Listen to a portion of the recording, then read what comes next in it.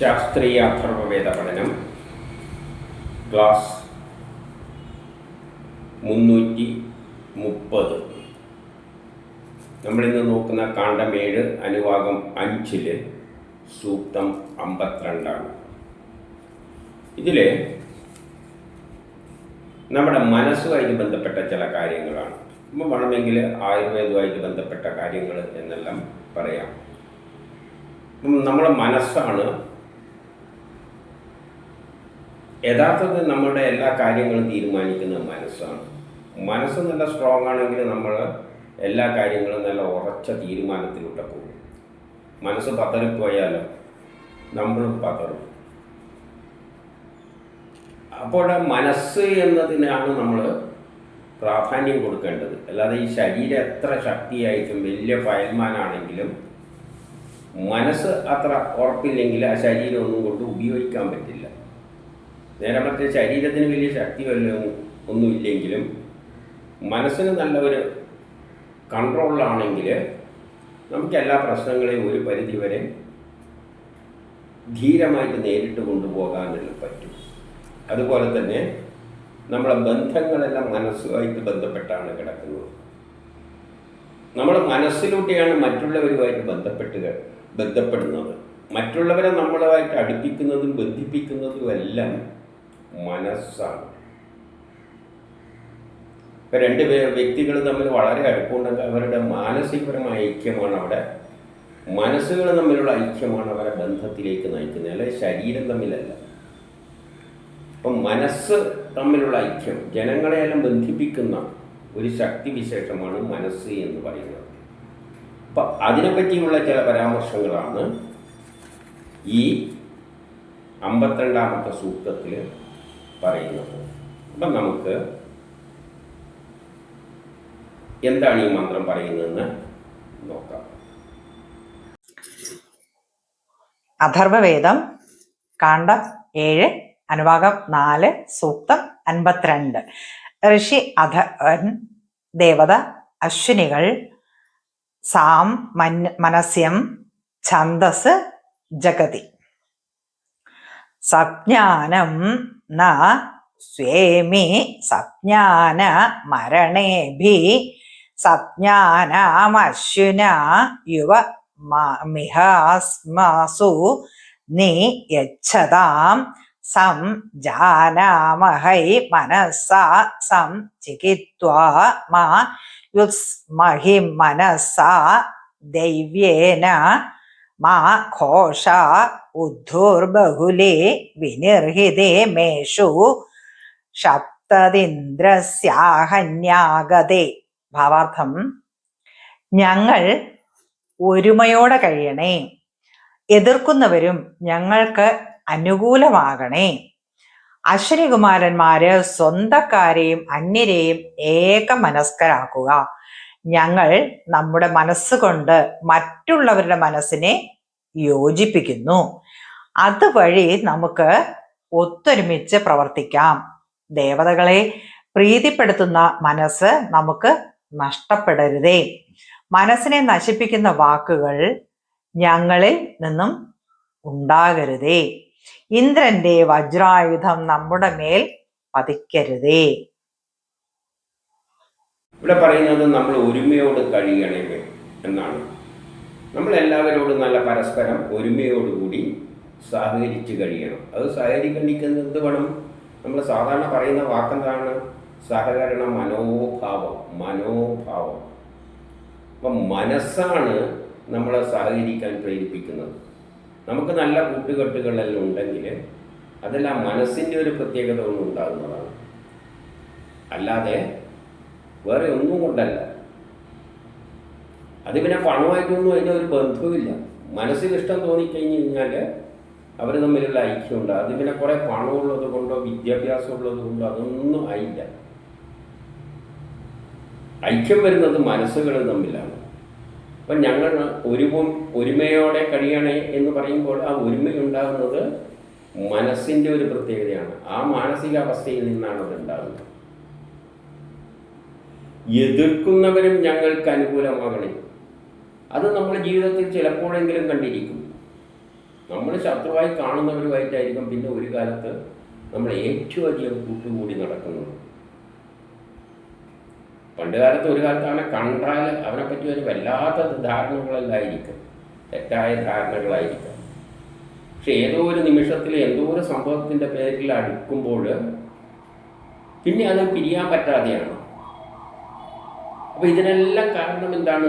മനസ്സാണ്. മനസ്സിൽ എതിർക്കണോ വേണ്ടേ എന്നെല്ലാം ഈ മനസ്സിലാണ്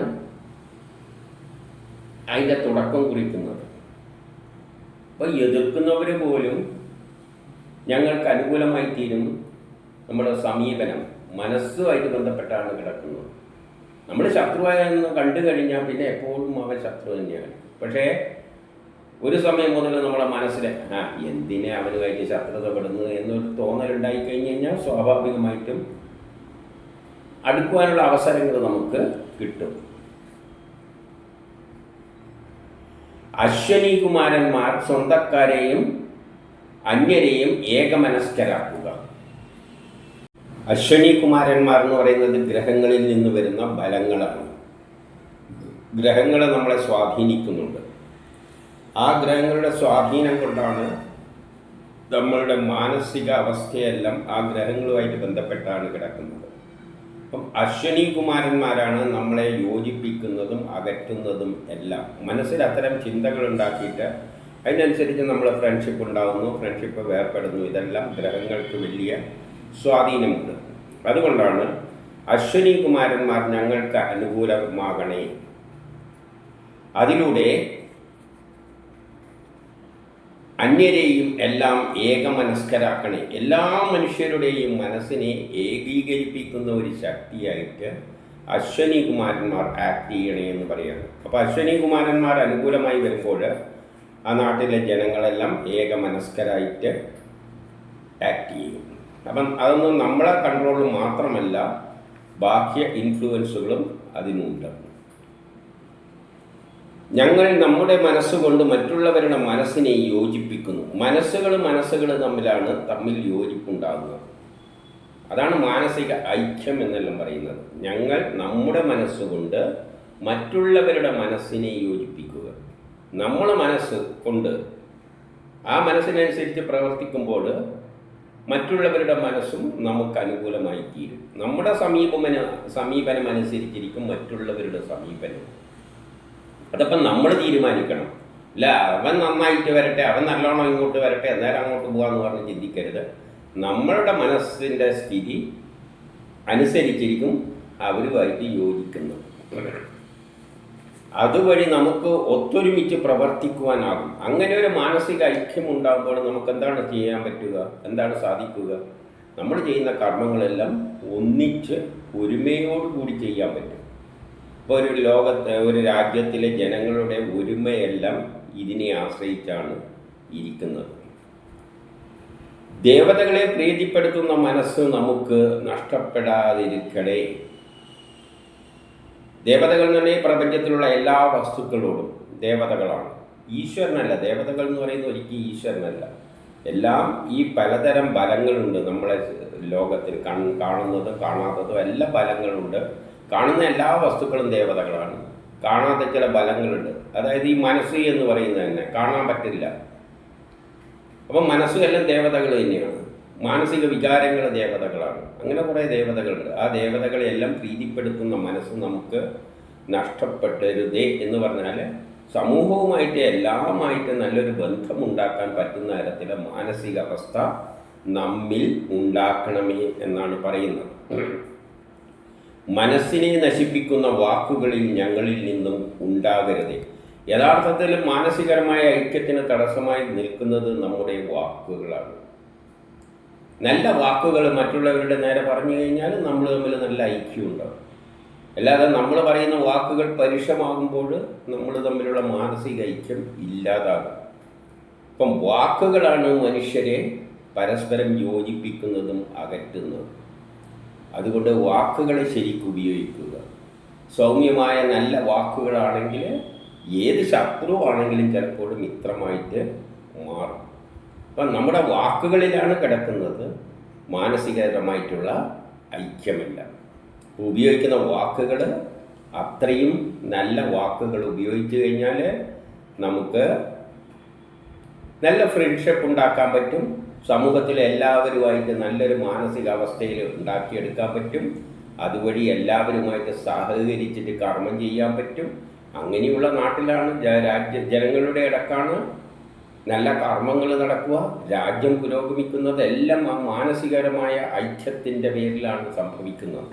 അല്ലാതെ വെറുപ്പും വിദ്വേഷവും ഉണ്ടാക്കുന്ന മനസ്സാണെങ്കിൽ, എല്ലാവരെയും പലതായി കണ്ട് തമ്മിൽ തല്ലി ഉള്ള ഒരു സമൂഹമാണെങ്കിൽ ആ നാട് പുരോഗമിക്കുകയല്ല ചെയ്യുക, നശിക്കുക ചെയ്യുക.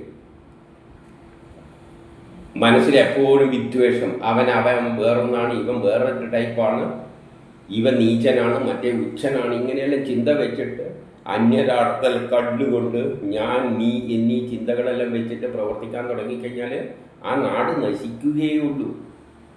നാട് നന്നാൻ പോകുന്നില്ല. നാട് നന്നാണ്ടെങ്കിൽ എല്ലാവരും ഒരേക മനസ്കരായിട്ട് വർക്ക് ചെയ്യുക. അവിടെ ഹിന്ദു ഉണ്ടാവും, മുസ്ലിം ഉണ്ടാവും, ക്രിസ്ത്യാനി ഉണ്ടാവും. അങ്ങനെ ഒരു ഏക മനസ്സുണ്ടാക്കിയെടുക്കാനാണ് ഭരണാധികാരികൾ ശ്രമിക്കേണ്ടത്. നാട്ടിലുള്ള എല്ലാവരെയും ഏക മനസ്കരായിട്ട് ഒന്നിച്ചു കൊണ്ടുപോകുന്ന ഒരു ചിന്താഗതിയാണ് ഭരണത്തിനുണ്ടാകേണ്ടത്. അപ്പോഴേ ആ നാട് പുരോഗമിക്കുകയുള്ളൂ.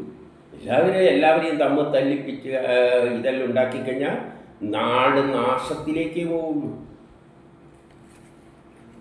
ഇന്ദ്രൻ്റെ വജ്രായുധം നമ്മുടെ പേരിൽ പതിക്കാതിരിക്കട്ടെ. അപ്പം നമ്മുടെ ഐക്യമില്ലെങ്കിൽ അവിടെ അടിപിടിയായിരിക്കും. ഇന്ദ്രൻ ഇടപെട്ടിട്ട് വജ്രായുധവും കൊണ്ട് എല്ലാത്തിനെയും തല്ലിക്കൊല്ലും. അപ്പം നാട്ടിൽ ജനങ്ങൾ തമ്മിൽ നല്ല മാനസിക ഐക്യമില്ലെങ്കിൽ എന്താണ് സംഭവിക്കുക? പരസ്പരം വെട്ടും കുത്തും. അപ്പോൾ ഇന്ദ്രനാണ് ഇതിൻ്റെ ഇടക്കെല്ലാം വന്നിട്ട് എല്ലാത്തിനെയും തല്ലിക്കൊന്നിട്ട് അവസാനം ശാന്തി സമാധാനം ഉണ്ടാക്കേണ്ട അവസ്ഥ ഇന്ദ്രനായിരിക്കും വരിക. ഇന്ദ്രൻ എന്ന് പറഞ്ഞാൽ ആ ബാക്കി ആ ശക്തി, നയിച്ചു കൊണ്ടുപോകുന്ന ശക്തി, അതിന് ജോലിയേ. ഇപ്പം നല്ല മാനസിക അവസ്ഥയല്ലെങ്കിൽ ഇന്ദ്രൻ്റെ വജ്രായുധം നമ്മുടെ മേൽ പതിക്കാതിരിക്കുക, ആ നാട് നശിക്കും. എല്ലാവരും പരസ്പരം തമ്മിൽ തല്ലി മരിക്കും. അതുകൊണ്ട് നല്ലൊരു മനസ്സിൻ്റെ ഉടമയാവുക, എല്ലാവരുമായിട്ട് സഹകരണം, നല്ലൊരു ബന്ധമുണ്ടാക്കിയെടുക്കുക. അതിലൂടെയാണ് ലോകം പുരോഗമിക്കുക. ലോകമായാലും വീടായാലും ഏത് സ്ഥാപനമായാലും ഐക്യമത്യം മഹാഫലം എന്ന് പറയുന്നത് ഏതിൽ ആശ്രയിച്ചിരിക്കുകയാണ്? നല്ല മനസ്സിൻ്റെ ഉടമയായെങ്കിൽ മാത്രമേ അത് സാധിക്കുകയുള്ളൂ. അല്ലാതെ വിഭാഗീയ ചിന്തകളുമായി നടന്നു കഴിഞ്ഞാൽ നാട് നശിക്കുക തന്നെയാണ് ചെയ്യുക.